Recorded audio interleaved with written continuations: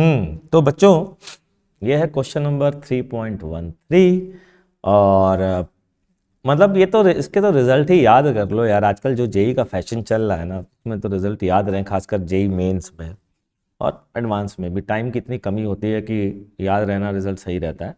तो एक thin straight rod of length 2a carrying a uniformly distributed charge q is located in a vacuum. Find the magnitude of the electric field strength as a function of the distance r from the rod center along the straight line. एक बार A option है perpendicular to the rod और दूसरा वाला option है at the points lying outside the rod, मतलब यहाँ से अलोंग द रॉड। ठीक है, तो चलिए शुरू करते हैं बच्चों। तो सॉल्यूशन पार्ट ए पर फोकस करते हैं पहले। तो ये है रॉड,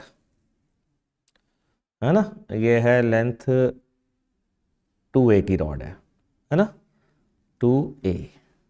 अच्छा जी, अब यहाँ से परपेंडिकुलरली एक पॉइंट है जिस पर हमें फील्ड निकालनी है और जो परपेंडिकुलर डिस्टेंस दी गई है बच्चों वो r दी गई है।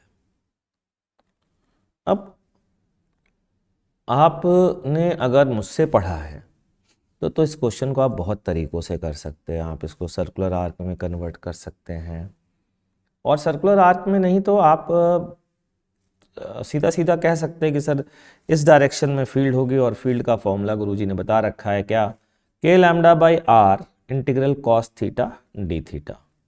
लिमिट डालनी रह जाती है गुरुजी, तो ये है माइनस, ये एक अल्फ़ा एंगल ले लेता हूँ तो लिमिट कहाँ से कहाँ तक होगी, माइनस अल्फ़ा से प्लस अल्फ़ा। तो ई की वैल्यू बच्चों आती है यहाँ से k lambda by R integral cos theta का इंटीग्रेशन जो होता है वो होता है साइन थीटा। तो यह आ जाएगा sine alpha minus of minus sine minus alpha. तो यह जाएगा ई की वैल्यू यहाँ से बच्चों आ जाती है 2k lambda sine alpha by R, 2k lambda sine alpha by R. ये आया समझ में? ठीक है, तो सिंपल क्वेश्चन था, है ना। बी पार्ट देख लेते हैं। बी पार्ट को तो है उसका कोई एक्सप्रेशन हमें याद नहीं रहता है, ठीक है, तो कोई बात नहीं। बी पार्ट में यहाँ से डिस्टेंस शायद बोली गई है, देखें eight the points coinciding with the rods direction at the points lying outside the rod. अच्छा, डिस्टेंस कहाँ से दी गई है यार, from the centre. Okay okay okay, चलिए ठीक है, ये लीजिए साहब, सेंटर से आर डिस्टेंस पर फील्ड निकालनी है। ठीक, तो यहाँ कोई पॉइंट है। अच्छा, तो फिर यहाँ पर क्या करें, यहाँ पर एक काम करते हैं, यहाँ पर तो हमें कोई एक्सप्रेशन वगैरह याद भी नहीं है ना, तो यहाँ से x डिस्टेंस पर dx थिकनेस का एक एलिमेंट ले लेते हैं।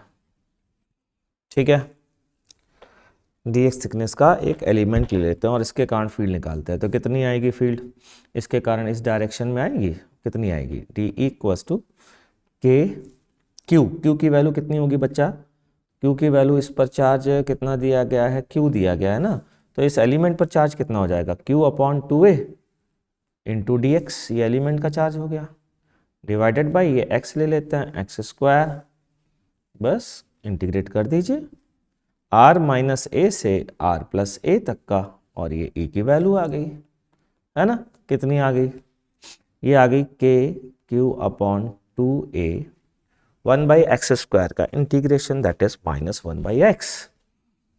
ठीक है ना, minus 1 by x.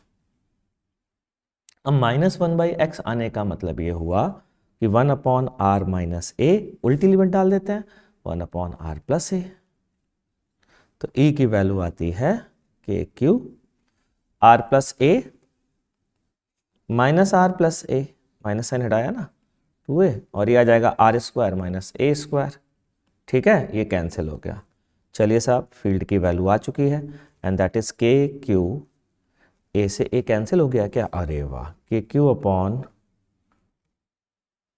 Are square minus A square. तो ये है आंसर। देख लीजिए, कोई बात समझ में ना आए तो मुझसे पूछ लीजिए। उम्मीद करता हूँ मैं आपको ये समझा पाया हूँ। तो मिलते हैं नेक्स्ट क्वेश्चन के वीडियो सॉल्यूशन के साथ, तब तक के लिए टाटा बाय बाय।